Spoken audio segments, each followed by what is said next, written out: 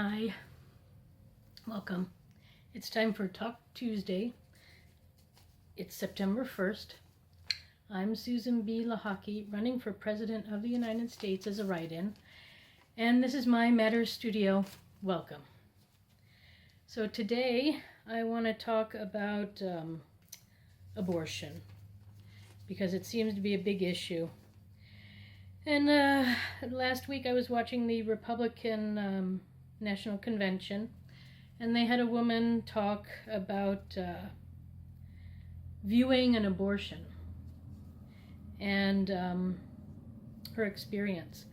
And what I can say is that if she was hired as a nurse, then whoever hired her did not do a good evaluation, because it seemed like the woman was traumatized by what she experienced. And, in today's world, when you're hired for a job, especially in the medical profession, you have to be prepared for the things that you're going to experience. And clearly her nursing training didn't prepare her for it, and then whoever hired her did not do enough investigation. So it's unfortunate, because clearly she was traumatized. Now, I'm sure that it's not easy to give an abortion, but there are many reasons for having one, and I'll get to that in a little bit. But first, I want to say that it seemed to me like maybe this young lady also had a religious background that was preventing her from an open mind. In the United States, we have people from all over the world living here with beliefs of many different religions and even non-believers. And as far as I know, the United States has freedom of religion, and that also includes freedom of non-religion. And that is why I decided to go with the Green Party on this stance. I am a Green Party member, and it should be abortion legal at any time, because the woman has to give birth. She has to carry the child to term, to birth it, supposedly. And it's not easy. I'm going to go into that too. But the Green Party stance is abortion with no limits. And at first, when I saw that, I was thinking, I don't know if I agree with that. But truthfully, it might not be right for me to have an abortion at any time. And it might not be right for my neighbor.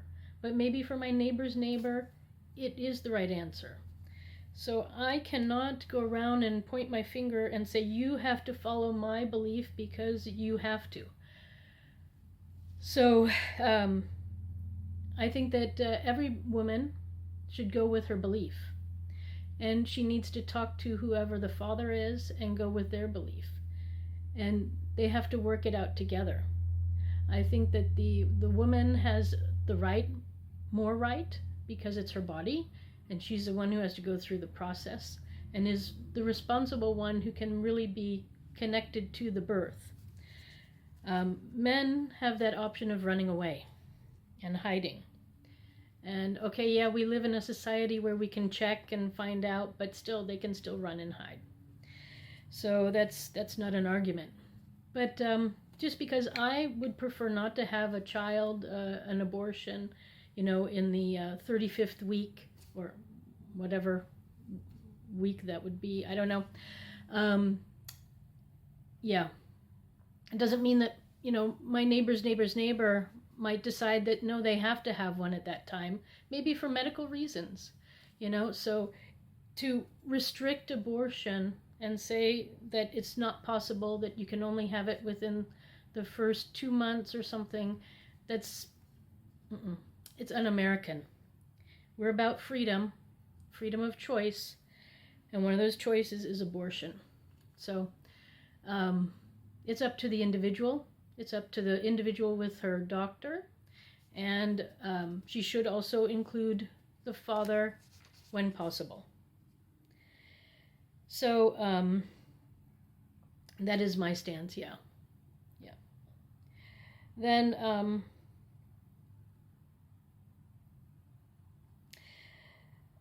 so to begin, how does one get pregnant? Accidents happen. And then there's also nature. So we have the two possibilities. You know, nature plays tricks and sometimes puts the pregnancy into a fallopian tube. And then that child needs to be aborted because it cannot grow where it is, and the mother will die if it gets too big. So an abortion must be done. Then sometimes even in the uterus, it's in the wrong place. And so sometimes an abortion has to be done in that case. But what happens sometimes is birth control fails. And that's what happened to me. I was on birth control. And I had to have an abortion. I had to pay for it out of my own pocket because I didn't have insurance. And so I did. And then just a few months later, the same thing happened. I got pregnant again. I was using birth control. It should not have happened. I did not want a child at that time. I was not prepared mentally, physically, financially. There was no place in my life for raising a child. So I had another abortion. Again, I had to pay for it out of my own money. Both abortions were from the same man. I was in a relationship. We weren't living together. So I was on the, cervical cap or something, and with spermicidal jelly, and it just didn't work. So lately I've been researching, and apparently the jury is out. It can be as bad as like 5%, or as good as 88% is what they tout, or even 93% they say. I know I was quoted that it was, at least 80 to 88% good, at stopping pregnancies. So that's why I went on it. I was convinced I wasn't going to get pregnant, and then I got pregnant twice. So after that second pregnancy, I decided, well, this is not working. I still was in love with this guy, and I would have liked to have had his babies, but because there was no mother's pay at that time, there was no way I could do it. So what I did was I switched and I went on birth control pills. And when I went on birth control pills, I actually had to first quit smoking because if you smoke and you're of a certain age and you go on birth control, you sort of set yourself up for maybe getting cancer later, and I didn't want cancer. So what I ended up doing was I went on birth control pills, and I never got pregnant again, never. So I never had another abortion. So birth control pills work. If you're not smoking, go on them. If you're planning on having sex regularly, if you are, what can I say? If you are a smoker, then you should quit smoking. Anyways, everybody should quit smoking, but that's a whole nother topic. But you should quit smoking and go on birth control, and then take your pills regularly, and you don't get pregnant. It's really easy. It works. So, but accidents do happen. Sometimes the condom breaks. Sometimes the thing that you were told how to use doesn't work. In my case, like I said. And so, yeah, that's how it goes. Baby in the wrong place. And nature also makes abnormalities in a child. And if a test is done and it's discovered that your child has some sort of problem, I don't know, whatever. If a parent is not able, if they're made aware of the abnormalities of the child, and they decide that for themselves, and maybe they make that decision with their whoever the father is.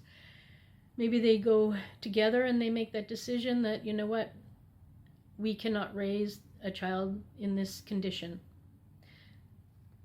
Then they have to know themselves what they're capable of. I will say, with that said, after getting married and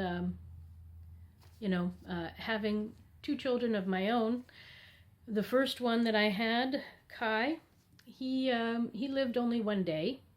He was born with a severe heart defect that went unnoticed in the ultrasound inspections during my pregnancy. And he died the next day due to his heart defect. So,